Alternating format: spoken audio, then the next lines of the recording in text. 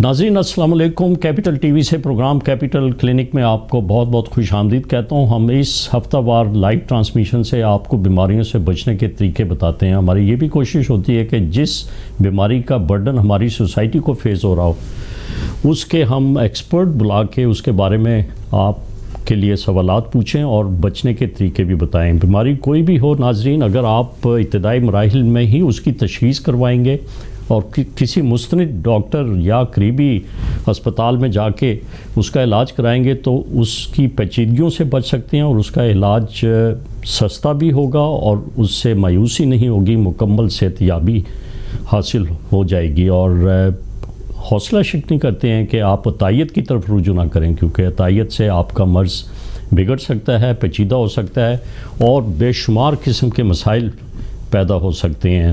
تو آج ہم اپنے اسٹوڈیو سے دوبارہ آپ کے لیے ڈسکس کریں گے کہ کرونا وائرس کا حملہ انسانی جسم پر کیا کیا مضر اثرات پیدا کرتا ہے اور کووڈ-19 نمونیا اس سے کس طرح بچ سکتے ہیں، اور اس کے بچاؤ کا سب سے آسان طریقہ جو ہے وہ ہے ویکسین۔ ہم ویکسین کے بارے میں اپنے اسٹوڈیو میں آئے ہوئے مہمانوں سے آپ کے لیے میں سوالات پوچھوں گا۔ پہلے میں تعارف کرا دوں اپنے پینل کا، جو کہ طب کے پیشے سے منسلک انتہائی مشہور اور بین الاقوامی شہرت یافتہ ہمارے ساتھ، جن کا ایڈمنسٹریشن میں ایک وسیع تجربہ رکھتے ہیں، 3 ٹیچنگ اسپتالوں کے سربراہ رہے ڈاکٹر زاہد پرویز اس وقت میرے ساتھ ہیں، سابقہ ڈائریکٹر جنرل ہیلتھ بھی ہیں اور آج کل میڈیکل سپرنٹینڈنٹ اور میڈیکل ڈائریکٹر ہیں ایک بہت بڑی نجی یونیورسٹی آف لاہور کے۔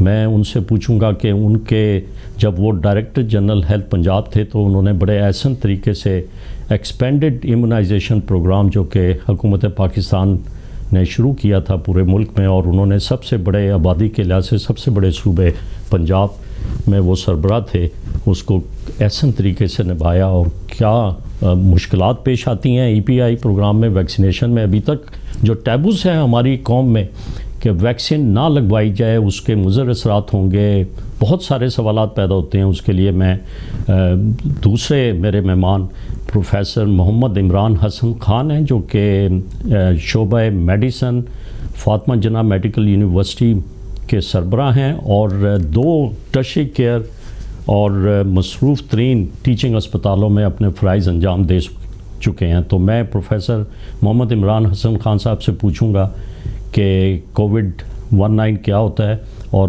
ہم کس طریقے سے ویکسین جو ہے انسانی جسم میں پروٹیکشن پیدا کرتی ہے۔ ہم لیکن ایک تھوڑے سے وقفے کی طرف چلتے ہیں، وقفے کے بعد پھر میں 1 بائی 1 اپنے دونوں مہمانوں سے آپ کے لیے سوالات پوچھوں گا۔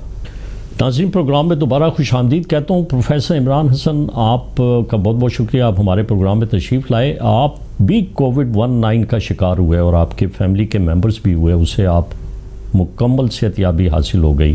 اب یہ خوش قسمتی ہے کہ ہم دنیا میں اس کی ویکسین آ گئی ہے اور اس سے بچاؤ ممکن ہے اور لوگوں میں خوف کی جو کیفیت تھی وہ ختم ہوتی جا رہی ہے۔ تو آپ کووڈ-19 کے بارے میں کیا بتائیں گے؟ یہ پہلے کس طرح پھیلتا ہے؟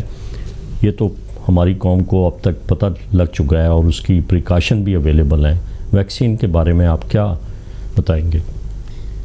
شکریہ سر، بہت بہت آپ کا کہ آپ نے مجھے موقع فراہم کیا کہ میں آپ کے چینل کے توسط سے کچھ بات کر سکوں کووڈ-19 کے بارے میں، خصوصیت سے اس آبجیکٹو کے ساتھ کہ لوگوں کا اس کے بارے میں خوف کم کیا جا سکے، جو غلط عادات ہیں جو اس کو پھیلنے کا باعث بنتی ہیں ان کو بچاؤ کی ہم طرف زیادہ دھیان دیں، کیونکہ بیسیکلی یہ ایک ایسا وائرس ہے جو بڑی تیزی کے ساتھ ایک آدمی سے دوسرے کو لگ سکتا ہے۔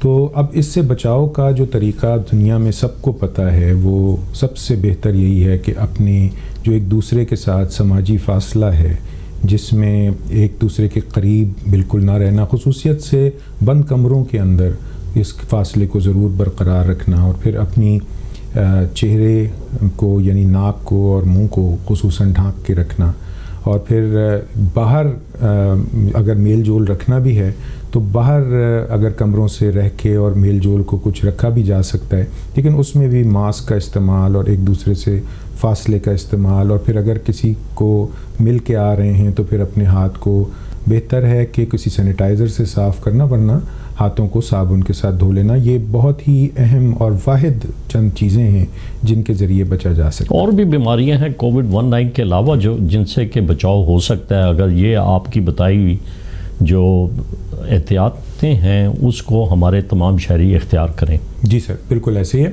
اچھا، جہاں تک اس کی ویکسینیشن کا تعلق ہے جو آپ کا پرائمری سوال ہے، ہم اس بات کو میرے خیال میں ناظرین بالکل سمجھتے ہیں کہ یہ وائرس دسمبر میں پہلی بار ریکگنائز ہوا تھا چائنا میں، اور پھر جس تیزی کے ساتھ ساری دنیا میں پھیلا ہے، اور اس کا پیٹرن بھی اگر آپ دیکھیں تو یہ ان ممالک میں، ان شہروں میں زیادہ پھیلا ہے جہاں ٹریولنگ زیادہ تھی. مثلا نیو یارک میں پھیلا، یا اس قسم سے وہ شہر، وہ ملک جہاں پہ کہ یہ ٹریولنگ بہت زیادہ تھی. تو زیادہ تر جو آج کل موڈ آف جو ٹریول ہے وہ آپ کو پتہ ہے ایئر لائنس ہے. سو یہ گریجولی پھیلتا چلا گیا، اور پھر ایک دفعہ کسی ملک میں آ جائے تو ایک شہر میں آ جائے تو ایک آدمی سے دوسرے آدمی میں بڑی تیزی سے لگتا ہے. بچاؤ کے لیے کسی بھی بیماری کے لیے، خصوصاً جو وائرس ہے، ہمیں پتہ ہے اس بات کا کہ کسی بھی وائرس کو مارا نہیں جا سکتا. اس کو یا تو وہ اپنا ٹائم پیریڈ پورا کر کے جسم سے خود ہی نکل جاتا ہے، یا پھر وہ اگر جسم کے اندر رہتا بھی ہے تو وہ اتنی کمزور حالت میں رہتا ہے کہ جسم کا اپنا مدافعتی نظام اس وائرس سے بچاؤ کا باعث ہوتا ہے. اور اس سلسلے میں کئی وائرسز ہیں جو ہمیں آپ کو پتہ ہیں کہ جو جسم کے اندر رہتے ہوئے بھی کوئی علامت پیدا نہیں کرتے بعد میں. ویکسین ان لوگوں کو فائدہ دیتی ہے جن کا اپنا مدافعتی نظام ایک تو اچھا بھی ہو، اور دوسرے اس کے ساتھ ساتھ جن کو خود انفیکشن پہلے نہ ہوئی ہو. نارملی تو پروفیسر صاحب ہم ویکسین جو ای پی آئی پروگرام ہے، ایکسپینڈڈ فار ایمونائزیشن ہے، جو کہ گورنمنٹ آف پاکستان اور گورنمنٹ آف پنجاب رن کرتی ہے، وہ میرے ساتھ سابقہ ڈائریکٹر جنرل ہیلتھ ہیں، ان سے میں پوچھوں گا یہ ویکسین کسی سٹیج پہ بھی لگ سکتی ہے؟ نارملی تو ہم کچھ 10-11 بیماریاں ایسی ہیں جن کی ہم پیدائش کے وقت سے شروع کر دیتے ہیں ویکسین، جس کا شیڈول ہمارے ڈاکٹر زاہد پرویز صاحب بتائیں گے. تو جس طرح کووڈ-19 کی اب ویکسین آ گئی ہے جی مارکیٹ میں، جی ہاں. اور مختلف ڈوزز میں آئی ہے، سر یہ کسی وقت بھی لگائی جا سکتی ہے؟ سر ابھی تک جو ہے اس میں تو یوں ہے کہ ایون جن لوگوں کو انفیکشن ہوا بھی ہے اس کو کچھ وقت، کیونکہ اس کے بارے میں کیونکہ معلومات بہت مختصر ہیں اس وقت تک، اور ویکسین کو بھی ہیومن ٹرائلز جو ہیں، یعنی جو اب لگ رہی ہے، اس کو بہت زیادہ وقت نہیں ہوا ہے. سو اس وجہ سے ابھی تک کی ریکمنڈیشن یہی ہے کہ جن لوگوں کو انفیکشن ہو بھی چکا ہے ان کو ضرور لگوا لینا چاہیے، اس وجہ سے کہ ان کی جو مدافعتی اینٹی باڈیز پیدا ہوتی ہیں، یہ دیکھا گیا ہے کہ ان کے لیولز جو ہیں وہ تھوڑے ہی عرصے کے بعد کم ہونا شروع ہو جاتے ہیں اگر انہیں اپنے آپ انفیکشن انہوں نے ایکوائر کیا ہے. سو اس لحاظ سے اگر میں بات کروں تو ایسے لوگوں کو ویکسینیشن کروانے کا فائدہ یقینی طور پہ ہوگا. اور یہ تو میرا خیال ہے بڑی ناسمجھی کی بات ہوگی اگر یہ کہا جائے کہ ویکسین نہیں لگوانا کیونکہ اس کے کوئی سائیڈ ایفیکٹس تو تقریباً اگر ہم کہیں کہ کس چیز کے نہیں ہوتے، ہر چیز کے کچھ نہ کچھ ہوتے ہیں، لیکن ہمیں تو اس کے فوائد اور نقصانات دونوں کو دیکھ کے اگر ہم بات کریں تو فوائد یقیناً اتنے زیادہ ہیں ویکسین لگوا لینے کے کہ آپ ایک یعنی سمجھیں جان کو جو ختم کر دینے والی بیماری ہے اس سے آپ بچ سکتے ہیں. اور ابھی جیسے جیسے وقت گزر رہا ہے ہمیں یہ بھی احساس ہوتا جا رہا ہے کہ جن لوگوں کو بہت سویئر قسم کا ہوا ان کو کچھ ڈسیبلٹی بیماری کے ختم ہونے کے بعد بھی باقی رہ سکتی ہے. سو یہ تو وقت گزرنے کے ساتھ ساتھ نئی چیزیں کچھ سامنے آ بھی رہی ہیں، لیکن بچاؤ کا ایک طریقہ ادر دین کہ آپ اپنا ڈسٹنس رکھیں، سماجی فاصلہ رکھیں، ہاتھوں کو صاف رکھیں، یہ بہت بڑا ہے کہ ہر شخص کو ویکسین لگوا لینا چاہیے. جو ویکسین پروفیسر صاحب اب آئی ہے حکومت پاکستان نے جو چائنا سے منگوائی ہیں، اس کی میرا خیال ہے کہ 10 لاکھ کے قریب ڈوزز آ چکی ہیں پاکستان میں، اور وہ 2 ڈوزز لگیں گی ہر شہری کو. اور سب سے پہلے یہ جو اس کا ایس او پیز بنائے گئے ہیں وہ یہ ہے کہ ہیلتھ کیئر ورکرز، ان میں سب سے پہلے وہ لگائی جا رہی ہیں. وہ آپ کو کتنے دورانیے کے لیے بچاؤ جسم میں پیدا کر سکتی ہیں؟ اچھا سر، اس کے بارے میں ابھی تک جو معلومات ہیں نا وہ بڑی لمیٹڈ سی ہیں، کیونکہ ظاہر ہے وقت گزرے گا تو یہ اندازہ ہوگا، اور یہ بھی کہ کیا ان 2 ڈوزز کے لگنے کے بعد آئندہ ان لوگوں کے جو اینٹی باڈی لیولز ہیں وہ کتنے عرصے تک مینٹین رہتے ہیں، یہ اس پہ منحصر ہوگا. اس کے علاوہ بھی اور بھی فیکٹرز ہیں. مثال کے طور پہ یہ کہ اگر ہم ویکسین کی وائرس کے ویریئنٹس کی بات کریں تو کچھ سننے میں اس قسم کی باتیں بھی آ رہی ہیں کہ شاید کچھ وائرس ایسے بھی ہیں جو ایک ویکسین ہے وہ اس ایریا میں کام نہیں کر رہی. مثلا ساؤتھ افریقن وائرس کے بارے میں بات ہو رہی ہے کہ وہاں پہ جو UK کی ویکسین ہے وہ شاید اتنی افیکٹو نہیں ہے. لیکن بتانے کا مقصد یہ ہے کہ کیونکہ ویریشن آنے کا چانس وائرس میں بہت زیادہ ہوتا ہے، اس وجہ سے ابھی اس قسم کی بات کرنا کہ یہ ویکسین بس 2 ہی بار لگے گی یہ ابھی بہت قبل اس وقت ہے. اور ڈاکٹر زاہد پرویز میرے ساتھ ہیں. زاہد صاحب، آپ نے EP پروگرام پنجاب پروونس میں بڑے احسن طریقے سے نبھایا تھا، اور یہ جب آپ DG ہیلتھ پنجاب تھے، آپ کیا سمجھتے ہیں کہ جو ہمارا EPI ایک مستند پروگرام ہے لیکن وہ ہم گلوبل بینچ مارک نہیں اچیو کر سکے؟ ابھی بھی پولیو کے کچھ کیسز ہمیں مل جاتے ہیں. جی شکریہ ڈاکٹر صداقت. جو EPI پروگرام ہے یہ بڑا ایک comprehensive programme government of Pakistan نے شروع کیا تھا، اور یہ 1976 سے اس کو ایز اے پائلٹ پروجیکٹ شروع کیا تھا، جس میں شروع میں 6 بیماریوں سے بچاؤ کے لیے ٹیکے شروع کیے گئے تھے جن میں ٹوبرکلوسس، پولیو وغیرہ شامل ہیں. تو یہ اب آپ کو پتہ 50 سال سے زیادہ عرصہ ہو چکا ہے، مگر ہماری جو امیونائزیشن کی کوریج ہے وہ 80% سے زیادہ نہیں بڑھ سکی، بلکہ میں یوں کہوں گا کہ کئی ڈسٹرکٹس میں تو یہ 60% ہو رہی ہے، جو کہ کافی اس کا مطلب ہے کہ ہمارے جو سسٹم ہے اس میں خلا ہے اور ہم پوری طرح اس کو کر رہے ہیں. میں آپ سے پوچھوں گا، ایک وقفے کی طرف چلتے ہیں. وقفے کے بعد میں آپ سے یہ ضرور کہ EPI پروگرام جو ہے اس میں کس قسم کے فلاز پائے جاتے ہیں اور اس کے لیے کیا ہمیں کرنا چاہیے، اور پبلک کے اسپیکٹس جو پبلک کی طرف اگر ہم چلیں تو ان کا ابھی بھی سوشل ٹیبوز اس قسم کے ہیں کہ وہ بلیف ان کے نہیں ہیں کسی ویکسین کے بارے میں. ہمارے جو فاؤنڈر تھے پاکستان کے قائد اعظم محمد علی جناح، وہ بھی اپنی موت کی آغوش میں گئے. یہ TB بیماری ایک ایسی بیماری ہے، لیکن کافی حد تک EPI پروگرام کے وساطت سے یہ بہت حد تک کنٹرول ہوئی ہے یہ بیماری. جب میں میڈیکل اسٹوڈنٹ تھا تو کافی مریض آتے تھے. پروفیسر احسن بھی میرے سے ایگری کریں گے کہ اب TB کا انسیڈنس کم ہوتا جا رہا ہے. شاید یہی ہے کہ EPI پروگرام جو ہے وہ بڑا مستند طریقے سے نبھایا جا رہا ہے. وقفے کی طرف چلتے ہیں. وقفے کے بعد ڈاکٹر زاہد آپ سے گفتگو کا سلسلہ جاری رکھوں گا. زاہد صاحب، میں پبلک کے لیے یہ ہیلتھ اویئرنیس پروگرام میں ڈسکس کر رہا ہوں. میری یہ خواہش ہے کہ ہمارے ملک کا ہر شہری جو ہے اس کو COVID-19 کی ویکسین لگ جائے. وہ خواہ 2 ماہ میں لگے 3 ماہ میں لگے، لیکن لگنی ضرور چاہیے. جس طریقے سے یہ COVID-19 کا وائرس جو ہے حملہ آور ہو رہا ہے، تو آپ کیا سمجھتے ہیں بحیثیت ڈائریکٹر جنرل ہیلتھ؟ مجھے پتہ ہے کہ آپ کی کوششوں سے روٹا وائرس کی ویکسین جو تھی وہ EPI پروگرام میں آپ نے شامل کروائی. کیا ہم اس کو شامل کرا سکتے ہیں؟ جی بالکل. دیکھیں جی، پہلے EPI پروگرام جو ہے یہ میں نے جیسے شروع میں کہا کہ بہت کمپریہنسو پروگرام ہے، مگر اس میں بے تحاشا اس میں کمیاں ہیں جو کہ ہم پوری نہیں کر پا رہے. 2010 تک جو EPI پروگرام تھا یہ صرف کاغذوں میں ہوتا تھا. اس کی جو کوریج تھی وہ جعلی طریقے سے جو ویکسینیٹر تھے وہ فل کر دیتے تھے، ویکسین ضائع کر دیتے تھے. 2010 کے بعد جو سابقہ گورنمنٹ تھی انہوں نے اس کو بہت سیریس لیا اور انہوں نے اس پہ بہت کام کیا، جس سے بہت سی 2010 میں بھی تو وہی سابقہ گورنمنٹ تھی نا. 2010 میں جو کوریج تھی وہ 40% کے قریب تھی. اس کی جو EPI کوریج تھی، ٹھیک ہے، تو اس میں فلاز اس طرح تھے کہ جو ویکسینیٹر تھے وہ آرگنائز نہیں تھے، وہ اپنا ایریا کور نہیں کرتے تھے، گھر بیٹھے رجسٹروں میں انٹری کرتے تھے، سپرویژن ٹھیک نہیں تھی. اس کے بعد ایسے اس میں لائے گئے طریقہ کار لائے گئے کہ اس کی اپلیکیشنز شروع کی گئیں، آن لائن اپلیکیشنز شروع کی، اینڈرائڈ فون دیے گئے ویکسینیٹرز کو، اور ان کا جو جیوگرافیکل ایریا مارک کیا گیا، اور اس طرح کر کے جو سپرویژن ٹیمیں تھیں ان کو بھی آن لائن ایپ ایڈ کیا گیا تاکہ جو لوگ جہاں جائے وہ ٹریس ہو جائیں.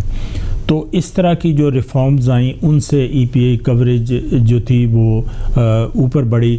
اس کے علاوہ بہت سی ایسی بیماریاں تھیں جس طرح روٹا وائرس کی ویکسین ہم نے شامل کرائی, اس کو 4 سال لگے. پہلے تو ڈیٹا نہیں مل رہا تھا, پورا ڈیٹا ملنے کے بعد جب ان کو ریکویسٹ کی تو کچھ صوبوں نے اس میں رجسٹ کیا.